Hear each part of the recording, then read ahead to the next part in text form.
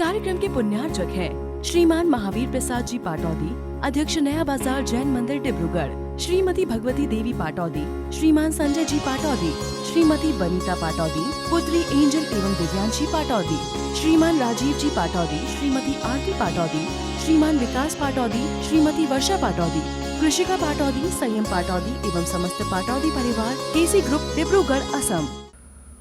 फूल हमारा उद्देश्य नहीं है, वृक्ष लगाना फूल प्राप्त करने के उद्देश्य से नहीं किया गया था। जो वृक्षारोपण किया गया था वो फल प्राप्त करने के लिए था। फूल आए बिना फल आएगा नहीं, फूल आए बिना फल आएगा नहीं। भगवान की पूजा भक्ति किए बिना आप संयम मार्ग पर प्राप्त जाओगे नहीं। आपको भगवान की अशुभ युग से पहले शुभ युग में आना पड़ेगा। भगवान की भक्ति पूजा करनी पड़ेगी, आराधना करनी पड़ेगी, श्रावक बनना पड़ेगा, उन्हीं को हारदान आदि कराना पड़ेगा। उसके बाद आप संयम के मार्ग पर आगे बढ़ेंगे। तो कहते हैं कि फूल आए बिना फल नहीं आता। कभी ऐसा कोई वृक्ष नहीं है, फलदार कोई भी वृक्ष होगा, बिना फूल आए फल नहीं आता। कोई भी वृक्ष हो पहले उसमें फूल आता है। जब भक्ति के फूल आएंगे हमारे जीवन में तब संयम का फल लगेगा। जब भक्ति आस्था श्रद्धा हमारे जीवन में आएगी नहीं तो संयम का फल भी नहीं आएगा। बिना भक्ति के एक गाथा है, अभी याद नहीं है रम्मा, उसका भावार्थ ये था, स्नेह के बिना स्त्रियों का रोना, स्नेह के बिना स्त्रियों का रोना और भक्ति के बिना भगवान की आराधना करना, श्रद्धा भक्ति बिना भगवान की आराधना कोई काम की नहीं है। झूठे आंसू रहते हैं, मगरमच्छ आंसू कहते हैं ना। तो कब आते हैं मगरमच्छ आंसू? जब हमें किसी से राग होता नहीं है लेकिन रोना पड़ता है। राग नहीं हो और रोना पड़े तो मगरमच्छ के आंसू निकालना पड़ता है। मगरमच्छ आंसू एक कहावत है, मतलब झूठा आंसू, जबरदस्ती का आंसू निकालना पड़ता है। नई भी इच्छा है तो रो रहे हैं, इसने नहीं है, भक्ति नहीं। लेकिन लोग क्या कहेंगे, जगत में लोग क्या कहेंगे कि भैया इतना घर में बड़ा वो हो गया, अशोभन हो गया और इसकी आंखों में एक आंसू नहीं है। कई बार ऐसा होता है कोई घर का सदस्य, अब बहुत सी बार तो ऐसा ही है। देखो आजकल स्नेह तो बचे नहीं है, आपस में राग बचा नहीं है, घरों में लड़ाई होती रहती है। सास ससुर में, सास बहू में लड़ाई हो रही है, ससुर बेटा बाप बेटे में लड़ाई हो रही है। जब वे मरते हैं ना तो इतनी लड़ाई कर चुके होते हैं मरने से पहले कि फीलिंग खत्म हो जाती है। उनको मरने का कुछ भी दुख नहीं होता। सास चली गई, बहू को कोई दुख नहीं हो रहा। क्यों? जब आपस में जिंदे थे इतनी कचकच, इतनी लड़ाई कि मतलब गाली गलौज खूब होती थी और सब वो उसके मायके वालों तक पहुंच जाते, वो उसके वहाँ पहुंच जाते। बोला इतना सब कुछ हो गया। तो इसने नाम की मतलब फूटी आंख नहीं देखना चाह रहा था व्यक्ति उस समय, जीवित समय में। अब वो व्यक्ति यदि मर भी जाएगा तो बताओ उसको कितनी फीलिंग आएगी। वो तो परेशान हो चुका था उस व्यक्ति से। वो तो यही सोचता था भगवान परमेश्वर कब उठा ले से, कब ये चला जाए, कब ये मर जाए, ऐसी भावना बहाता था रोज सुबह। अब वो एक दिन मर गया, अब बताओ उसको फीलिंग कितनी आएगी, उसके मरने पर कितना दुख होगा उसे दुख नहीं होगा। लेकिन लोग आएंगे तो सबके सामने रोना पड़ेगा ना। सास मर गई तो बहू को रोना पड़ेगा, नहीं रोना पड़ेगा? रोना पड़ेगा। उस समय जो आंसू हैं वो था स्नेह के आंसू हैं क्या? बे आंसू से लोगों को दिखाने के लिए बस आंसू हैं कि भाई हमको दुख हो रहा है, लेकिन अंदर से अच्छी परमेश्वरी गई, अब मेरा राज, सारी चाबी मेरे हाथ में आ, अब सब कुछ मेरा हो जाएगा। पिता चला गया, बेटा रो रहा है, दुखी हो रहा है, लेकिन अंदर सोच रहा है अब सब कुछ मेरा, इतना सारा एम्पायर सब अब मेरे नाम हो जाएगा, ये मेरे नाम, वो मेरे नाम हो जाएगा। इधर लाश पड़ी है और उधर वो अंदर ही अंदर, भैया बसियत मस्जिद कहाँ है, क्या है, नहीं हो तो अभी भी कुछ, अभी भी मौका है, जलने से पहले उंगर लगवा ले रहे। पब्लिक को तो बाद में खबर देगा, पहले देख लेता है बेटा भी। पब्लिक को तो बाद में खबर देता है, देख लेते हैं कागज, वकील को बुला, भैया कोई कागज मंगा में भी अंगूठा लगा, फिर सब आ जाएंगे तो सामने तो लगवा नहीं पाएंगे। इसलिए कुछ करना हो, अभी भी अंगूठा लगाने का मौका है, बाप मरा पड़ा है घर में, वो वकील को बुला के कागज तैयार करा रहा है, वकील को बुला के कागज तैयार करा रहा है और मरे बाप के अंगूठा लगवा रहा है। और बाद में हाय पिताजी चले गए, पिताजी छोड़ के चले गए, ऐसे रो रहा है लग लग के, वो बहू भी रो रही है, बेटा भी रो रहा है। और 1 घंटे पहले जब कोई था नहीं तो प्लानिंग बना रहे थे कि सब पहले कागज मांगा, देख लो, वकील को बुला लो, सब पूछ लो क्या क्या अकाउंट में कहाँ साइन नहीं हुए, तब ये अंगूठा लगा के सब कर लो। और 1 घंटे बाद ऐसे फुबक फुबक के रो रहे हैं जैसे इनको कितना गम हो रहा है अपने पिता के जाने का, अपने भाई के जाने का, अपने मतलब व्यक्ति के जाने का। राग रहित जो रोना है निरर्थक है होना, कोई रो नहीं रहा, वो तो उस दुनिया को दिखाने के लिए रोना पड़ रहा है। ऐसी लोग क्या कहेगा, इसलिए भगवान की भक्ति पूजा करो से मतलब नहीं, भगवान से तो ठीक है। लोक में अब हमारा परिवार धर्मात्मा परिवार कहलाता है, हमारा कुटुंब धर्मात्मा कुटुंब कहलाता है, इसलिए भैया हमें मंदिर और आना और पूजन करना पड़ता है, नहीं तो यदि नहीं कहलाता तो हम तो आते नहीं मंदिर। फल ना लगे तो फूल नहीं आता, फूल नहीं लगे तो फल नहीं आता है। पहले वृक्ष में फूल आते हैं, जब आम के वृक्ष आम का फल आता है उससे पहले आम मंजरी आती है उसमें। तो कई वृक्ष ऐसे होते हैं 1 साल आम आता है 1 साल नहीं आता, 1 साल आता है 1 साल नहीं आता। जिस साल नहीं आता ना उस साल फूल भी नहीं आते उससे। और फूल आएंगे तो जितने ज़्यादा अच्छे फूल होते हैं फल भी उतने अच्छे लगते हैं। जितना ज़्यादा आम वृक्ष में फल मंजरी आएंगी, जितना ज़्यादा फूल आएगा भर के, और आंधी तूफान ना चले और फूल ना टूटे, उस साल देखना वृक्षों में क्या आम आएगा, ऐसे गुच्छे गुच्छे आते। भक्ति की जब तक फूल नहीं आएंगे तब तक फिर संयम का फल नहीं आ सकता। फूल जरूरी है, फूल हमारा लक्ष्य नहीं था, फल हमारा लक्ष्य था, फल भी प्राप्त हो गया, संयम भी ले लिया, लेकिन कह रहे हैं फल भी हमारा लक्ष्य नहीं है। क्रम क्रम से बढ़ा रहे थे। पहले कह रहे थे फूल लक्ष्य नहीं है हमारा, फूल भले बिना फूल के फल आएगा नहीं, ये बात पक्ष है, लेकिन फूल हमारा लक्ष्य नहीं, हमारा लक्ष्य फल प्राप्त करना, जीवन में संयम प्राप्त करना हमारा लक्ष्य होना चाहिए। अब कह रहे हैं संयम प्राप्त हो गया, फल आ गया, लेकिन फल भी हमारा लक्ष्य नहीं है। फल आता है ओ पदम जी, एप्पल आता है, अनार आता है, संतरा आता है, कीवी आती है, पपीता आता है, कितने सारे फल आते हैं। तो ऐसे ही खा जाते हो क्या? तो क्या करते हो? क्या करते हो? छिलका हटाते हो। फल आ गया, फल आ गया तो सीधा नहीं खाओगे, अब फल में भी तुम सार सार खाओगे। फल में भी जो सारभूत है, अब आप देख लोगे फल में से सार क्या है, छिलका सार नहीं है, उसका अंदर का जो गुदा है, जो अंदर का रस है, ये सार है। संयम पिछी कमंडल लेना सार नहीं था। बिना पिछी कमंडल के मुनि हो नहीं सकते, इसलिए पिछी कमंडल लेना पड़ा। बिना छिलके के फल होगा नहीं। होगा क्या? फल खरीदोगे तो ऐसा, अब देखो पैसा तुम छिलके के देते हो फल के देते हो? छिलके के देते हो फल के देते हो? हैं? तो फिर छिलका का कहाँ लेके आते? जब पैसा उसके दे वो लेके आया करो ना।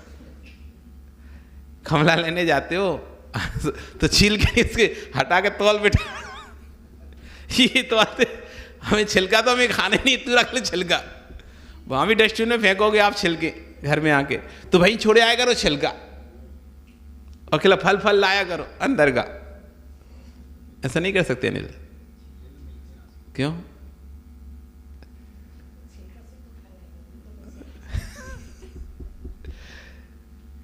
खाना अंदर की चीज है, लेकिन बाहर का छिलका भी आवश्यकता है। बाहर का छिलका होगा नहीं तो अंदर की फल हम प्राप्त नहीं कर पाएंगे। ऐसी संयमित मुनि मुद्रा, मुनि भेष, पिछी कमंडल बाहर के छिलके हैं, ये फल नहीं है। नहीं तो कोई ये समझ ले बस मुनि बन गए, पिछी कमंडल ले लिया, हो गया अब कल्याण, हो गया कल्याण। तो आचार्यवन कह रहे हैं और गहरे में जाओ, ये छिलका है। हमने पेड़ लगाया था, फूल आया तो फूल के बाद फल आ गया, अब प्रसन्न न रहो। फल के बाद भी फल ऐसे नहीं खाया जाता, जब तक इसका छिलका हटाएंगे नहीं तब तक फल की सारभूत वस्तु हमको प्राप्त नहीं होगी। यदि हम इसी के राग में लगे रहे, पिछी कमंडल को संभालने लग रहे, पिछी मंडल को संभाल रहे, तो भी हमारा कल्याण नहीं होगा। अब पिछी मंडल लेने के बाद उसका जो सार है स्वात्मानुभूति, आनंद। फल का क्या सार है? आनंद। खाने के बाद जो आनंद है ना, उसका दल रस, जब वो खाएगा तो छिलका हटाना पड़ जाएगा उसे। तो आचार्य कह रहे हैं फल मिलते ही आडंबर समाप्त हो जाता है। जब खाने को होते हैं तो ऊपर का छिलका भी अलग कर दिया जाता है, हटा दिया जाता है छिलका। ऐसी मुनिचर्या है, ये सब आडंबर से भिन्न है।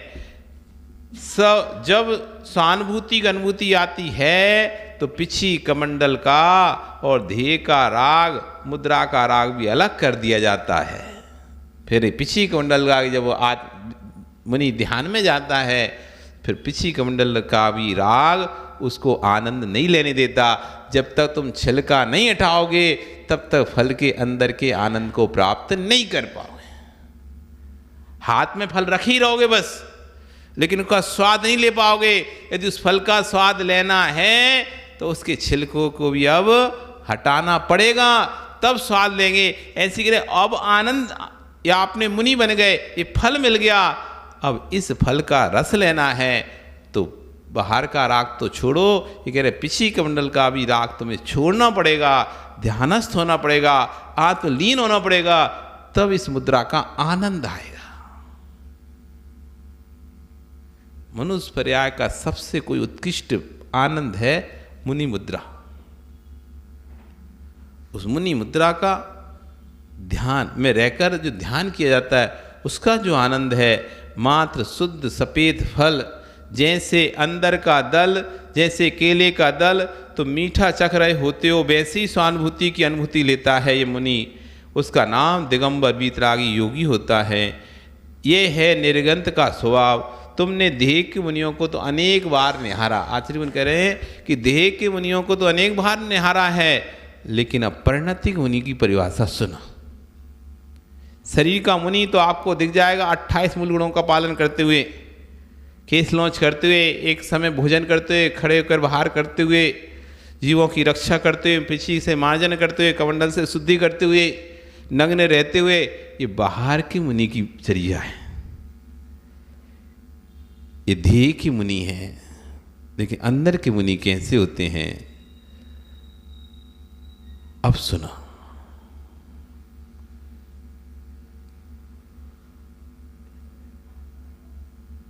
गुरुदत्त स्वामी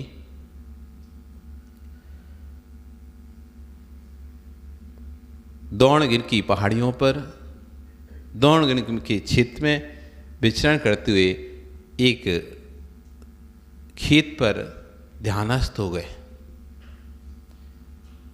तभी एक उस खेत का मालिक, उस खेत का किसान आता है और मुनिराज को चट्टान पर ध्यानस्थ देखता है।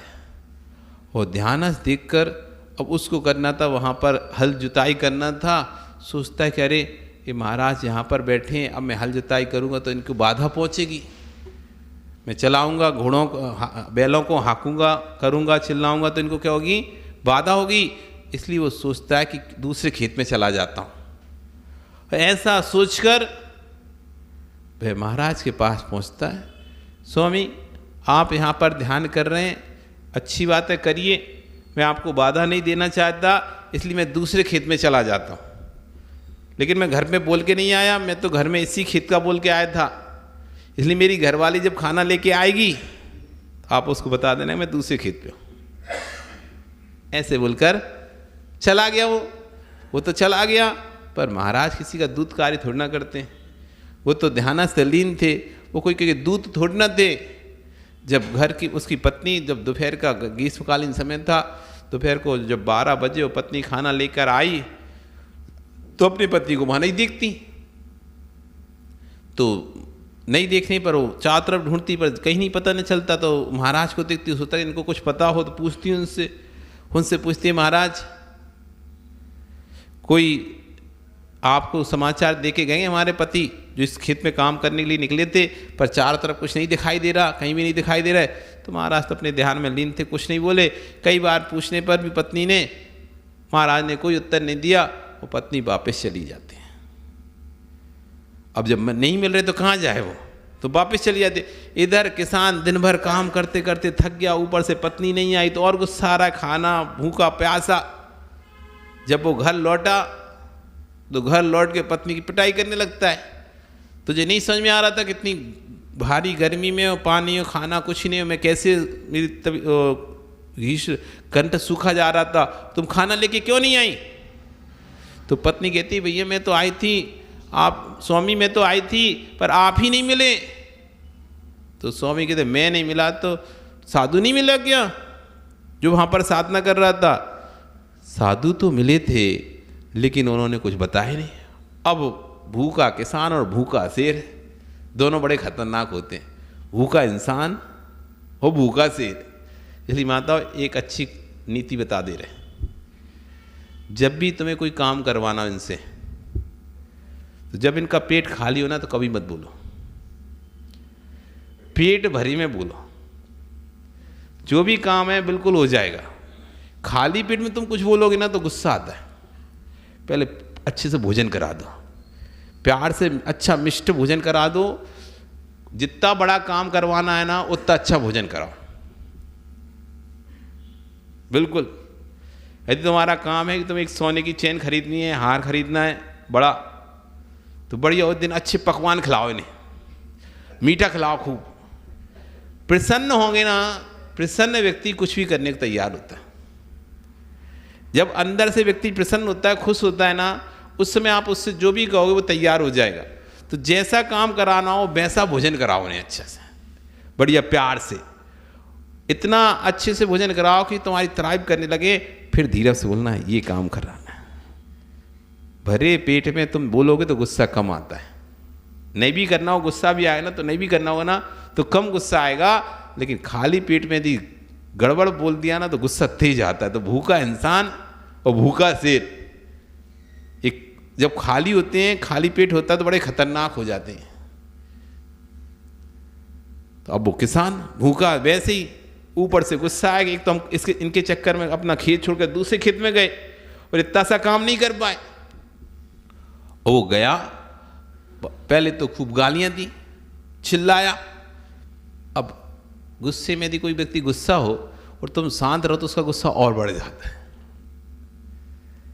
यदि आप गुस्से में हैं और आप गुस्सा में आप यदि इन पे चिल्ला रहे हो, गुस्सा कर रहे हो, ये लोग शांत रहे ना, तो आपको गुस्सा चौगना हो जाएगा। उठा के पता चला कि आप सामान तोड़ दो, मोबाइल तोड़ दो, फेंक दो। बोल नहीं रहा परमेश्वर कुछ भी, इतना एक तो गलती कर दी क्या, एक तो गलती की, गलती करने के बाद कोई भी रिएक्शन नहीं कर रहा, एक्शन नहीं हो रहा। मतलब आदमी यदि एक्शन करता है तो उसे उसका रिएक्शन चाहिए होता है। इस कार्यक्रम के पुण्यार्जक थे श्रीमान महावीर प्रसाद जी पाटौदी, अध्यक्ष नया बाजार जैन मंदिर डिब्रूगढ़, श्रीमती भगवती देवी पाटौदी, श्रीमान संजय जी पाटौदी, श्रीमती बनीता पाटौदी, पुत्री एंजल एवं दिव्यांशी पाटौदी, श्रीमान राजीव जी पाटौदी, श्रीमती आरती पाटौदी, श्रीमान विकास पाटौदी, श्रीमती वर्षा पाटौदी, कृषिका पाटौदी, संयम पाटौदी एवं समस्त पाटौदी परिवार, केसी ग्रुप डिब्रूगढ़ असम।